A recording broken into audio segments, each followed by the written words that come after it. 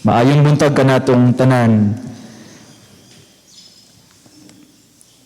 Usa ka noon nga Hollywood actor, posible sa mga naana sa mga maedad, pamilyar kita ni ini. Kaning mga batan-on di na sila kaila kay ni ini.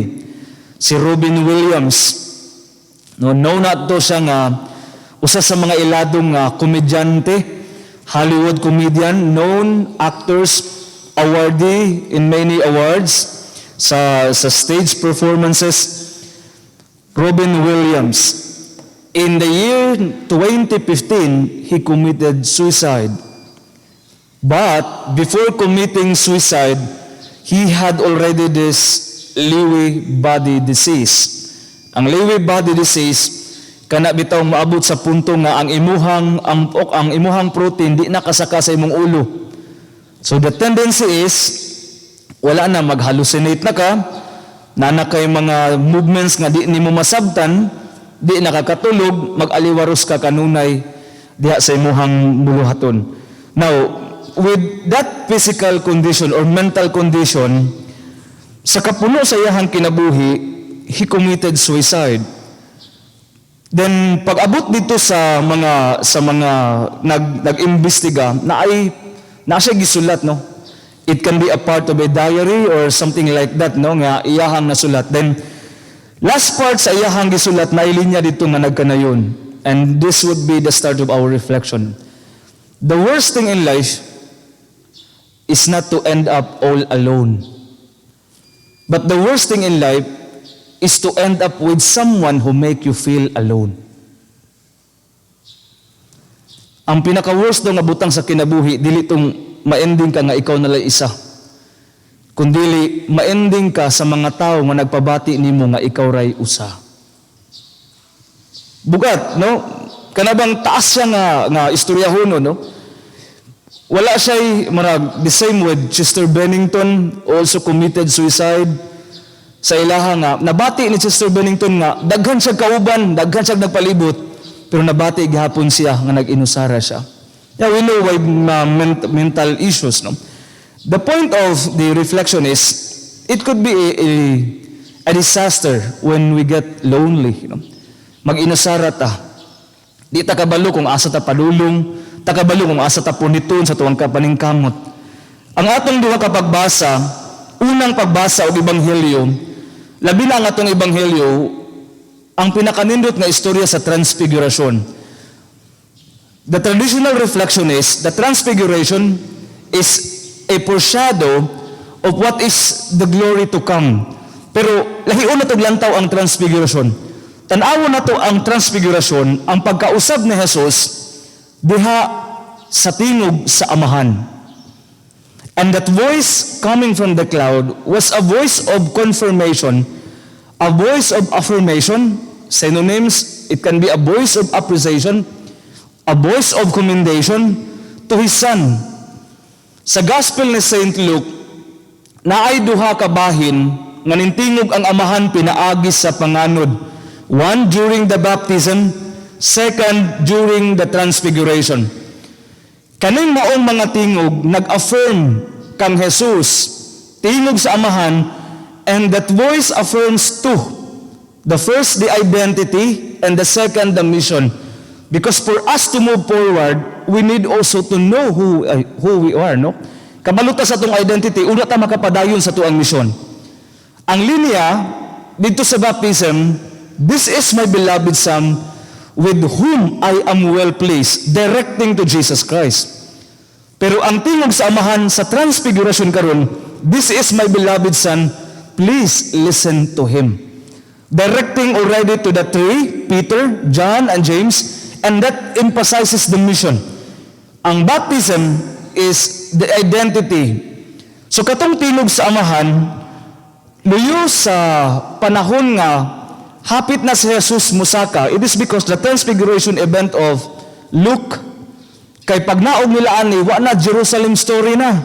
Meaning to say, when you say Jerusalem story, wa na pain na, agony in the Garden of Gethsemane, paglatos na, the scourging na, to the crucifixion na, tanan na ni, hantod kamatayon na ni. So, Jesus Christ is carrying with Him pain, desolation, perhaps worries, no? Perhaps questions, human tendencies. Pero mingsaka gid siya sa bukid together with the three apostles para himamato ng Diyos. Ang pagsaka ni Jesus sa bukid, for many biblical scholars, gitawag na siya na the ascent of the soul. It's a personal decision of the soul to meet the Lord in silence because for many people in the book, ang bukid nagasimbolo og engkwentro og kahilom sa Dios. Sa ato ang panahon, literally, di ta kinahanglan mosaka sa botanical garden. Bagtaso nimong 1,000 steps dito. Dili ta kinahanglan mosaka ng Oraya para makita nimo ang view sa Davao Gulf. Dili ta kinahanglan mosaka ng area dapit sa Caraga para makita nimo ang nindot nga view sa Katiil padulong sa nindot nga baybayon. The personal ascent in the modern day is to decide to find silence in spite of the demand of the fast-paced world. It's a decision to make, no? Si Jesus, kabalo siya ani, hago ni. Kabalo siya ani, nga kasakit ni. Pero kinahanglan tang mupadayon, that voice of the Father was an affirmation not to stop the prophecy, not to stop the call of His Son to die on the cross, but simply to motivate Him. That voice was a motivation for Jesus Christ, together with Elijah, together with Moses, the two significant kanabang figures in the Old Testament, para mas ma-intensify. Pero ang pagtanaw ni Pedro dito, di na tama na, Lord, kani mo na ni ang glory. No? Mo na ni ang glory, no? Mo na ni ang glory. Kung makasabot po ko sa linya ni Pedro, no? Kay ang area sa Tabor, gwapo gyud kayo ang area sa Tabor. Kung mutindog ka sa bukid sa Tabor, kay biblically wala man gyud giingon nga Mount Tabor. Even the rest of the apostles, the gospel writers, wala gyud giingon nga Mount Tabor na hitabo ang Transfiguration. Pero walay laing taas nga bukid nga nindot pagka-situate nga makita ang tibuok terrain, mostly from Nazareth going to Sea of Galilee. Kaya ang isa nga bukid nga Mount Hermon, layo na kayo going to Lebanon area na. So kung muduol sa Jerusalem, walay lain nga ilahang gitanaw, mauni ang Mount Tabor, diin na transfigure sa Jesus. Kung mutindog ka sa bukid sa Mount Tabor, at the top of it, presently na ay dako kay nga simbahan nga dala sa mga Franciscans. Makaingon jud ka nga like Peter, lami na kay dili inaog, lami kay ang hangin dito. Man lami kay ang mga pagkaon dito, lami kay ang prutas dito. Makaingon jud pug ka nga di na jud pug ka mo naog. Glory na ni, no? Mao na ni ang glory. Mao na ni ang himaya. But Jesus Christ sees that message, sees that voice, a motivation to continue, not to stop the call. So mao ni ang nahitabo, the voice of affirmation, the voice of motivation coming from His Father nga nahitabo sa bukid sa Tabor. The same with Abraham. In the book of Genesis, si Abraham, ang gibasa na to is Abram pa ni siya. Ang nahitabo din gikan sa Ur. Ang Ur, nag-exist pa ni siya nga lugar karon, gamay na lang kaini. In fact, gibisita ni Pope Francis, nagmisa siya ani tunga sa disyerto sa Iraq. Nagmisa siya ani, gamay na kaini nga city ang Ur, pero kaniadto ang Ur sa time ni Abraham, mao ni ang time sa Chaldean Empire, the Chaldean Empire, pero karon wala na ni ang Ur, no? Na-dissolve na ni, gamay na lang jud kaayo. Moto pagmisa ni Pope Francis ani, nag-crisis ang mga Iraqi church, unsaon nila pagkuan nga init kaayo tong time. But Pope Francis was so decisive to celebrate Mass were the start of the faith, Abraham. Imagine from Ur to Jerusalem, gibaktas na ni Abraham. Pero pag abot niya dito sa iyahang kahago, nangutaan na siya, Lord, tinuod ba niya akong kinabuhi? Tinuod ba niya akong gibaktas? Tinuod ba niya akong gisugal? Minang ginuo nga, kung di pa dyan tinuod, yung siya nga, tigulang na mi, Lord, lisod mo dyan kaya mong kinabuhi. Niabot sa punto nga grabe iyahang reaksyon. But the Lord appeared to him, saying, tanawa ang mga bituon sa langit, di mo maihap. Tanawa ng mga balas sa baybayon, di gihapon mo na maihap. That would mean to say, ayaw kahadlok, padayon lang, ihatag nako sa imo ang tanan. See, the promise, man, di ba gud siya matuo? Ingon siya nga, Lord, tagaay sigod ka matuoran, nga tinuod yun yung giingon. Ingon na po na Ginoo, sige, ang dami kog mga halad. Ang dami kog halad para ipakita gid nako sa imuhang nga tinuod niya akong mensahe. Tinuod man ni andam sa mga halad, Wala pa ni natao yung mga anak ani. Niandam siya mga halad ug giagian sa Ginoo sa usa ka dagway sa kalayo.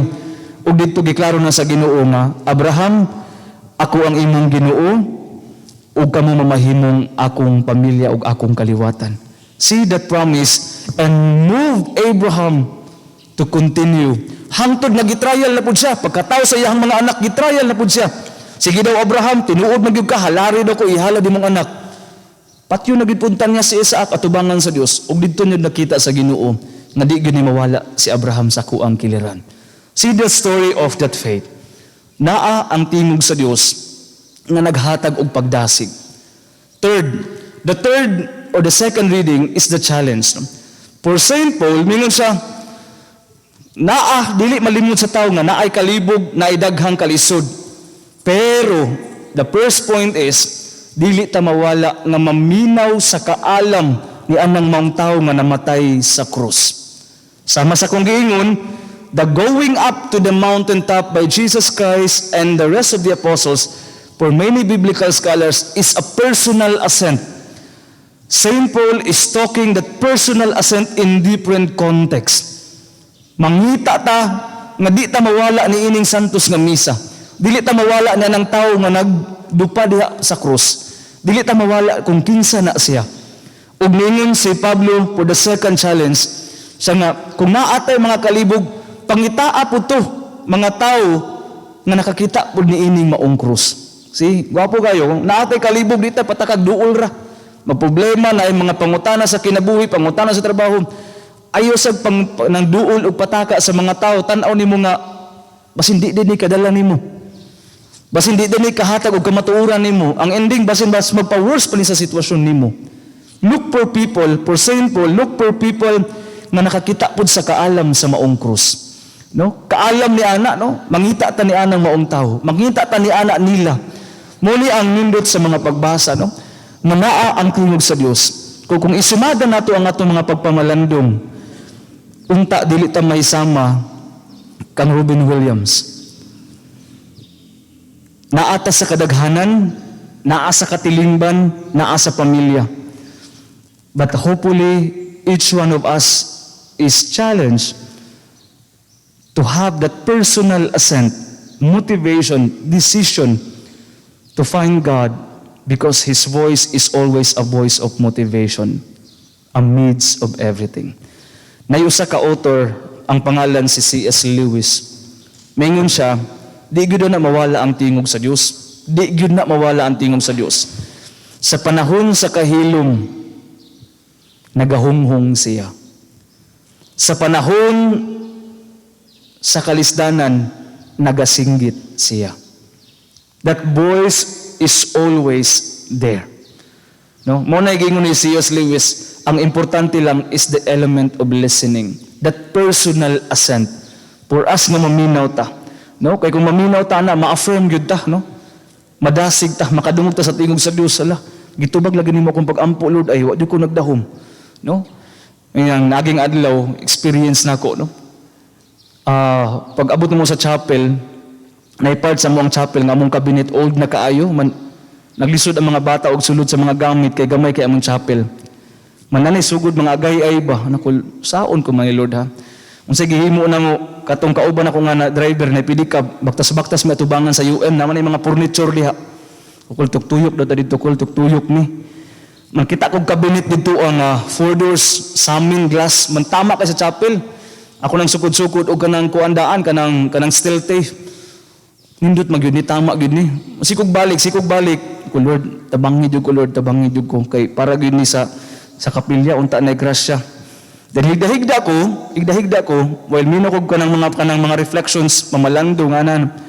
Sikog tanaw sa crucifix sa kuang kilid, sa kumpuro sa kong bed. Ako nga Lord, tabangid jud ko Lord kay para manindot ang chapel. Nakatulog ko, pagmata na ko na text. Pads, asa ka na akog naramang kog PYT siya nga pads naami gamay nga i-share abot sa mo ang kahago. Ang cabinet 4-5, ang miabot nga kwarta 5K. Naku oy, kalit man kaayo. No? Lahi dining naagyo kay time sa kahilom kay nagid po itubag ang Dios. No? Nagid po itubag ang Ginoo, no? Have that personal assent.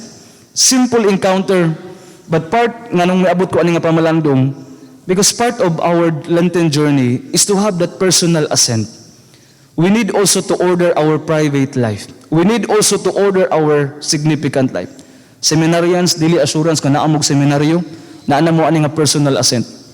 Mga layko ay gud mog tuo ani. Pagka seminarista naanay kuyaw kaayo. Magdepende na sa matag usa sa iyahang personal ascent niya. No? Magdepende na unsa kalalom ang mga pagdawat nila sa filosofiya, sa teolohiya, magdepende na siya sa matag usa. Magdepende na sa matag usa kanato. And also the practical side of the reflection is labi na sa mga ginikanan nga naa, have that personal words, motivation, aspiration, affirmation to each one, no?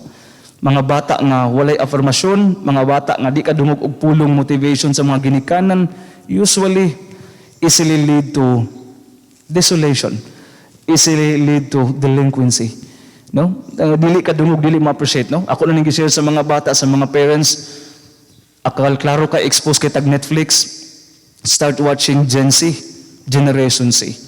Is an episode, a beautiful film, Filipino film, practical film, Filipino series, 14 episodes, 15 episodes, nga nindot siya, maghisgot siya og kinabuhi sa Filipino nga context sa mga batan-on ron. Manus mga stories dito, wa gyud nadungog nga maayong affirmation sa mga ginikanan. No? Mo ni ang Generation Z. So, sayang, no? Walay affirmation nga madungog. So for us, the Lord continues to affirm us with despite of our difficulties. Like Peter, bisan naa siya ning panglantaw pero naa ang Dios. So kanatong tanan, as we continue the season of Lent, as God affirms us, we continue to affirm each one. No? Magtinabangay ta atubangan sa Dios. Labi na diha magtinabangay ta nga makadungog ta sa iyang tingog matag adlaw. Manalangin kanato ang Ginoo. Palihog sa pagtindog.